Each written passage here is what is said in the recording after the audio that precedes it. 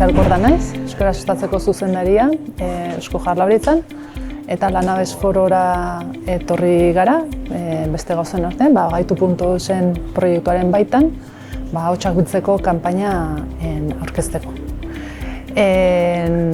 Ahots teknologietan euskararen presentzia gero eta importanteagoa da, eta hori lortzeko, eta makinak euskaraz ulertu dezaten eta euskaraz hitz egin dezaten lehenago trebatu behar ditugu, lehenengo makina horiek irakatsi behar ditugu, tartarako ahots grabazio askotarikoak behar ditugu, adin tarte guztietakoak, genero ezberdinetakoak, eta hortarako ekimena sortu dugu. Kanpaina da bat berez, plataforma batean Gaitu.eusen sartu ezkero zure ahotsa emateko aukera daukazu.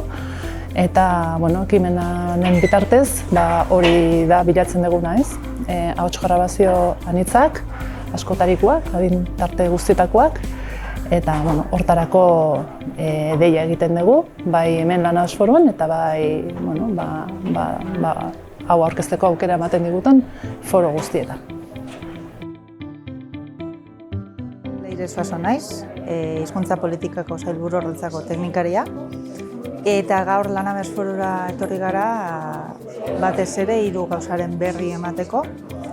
Batetik urtarrilaren 18 eta 19an hizkuntzen kudeaketaren inguruan antolatuko dugun nazioarteko kongresuaren berri emateko, Languages lanean izenekoa. Bestetik Jaurlaritzatik enpresetan euskara sustatzeko daukagun diru-laguntzaren berri emateko, Lanhitz izenekoa. Eta bukatzeko ziurtagirintza sisteman 2023an egon diren aldaketen berri emateko.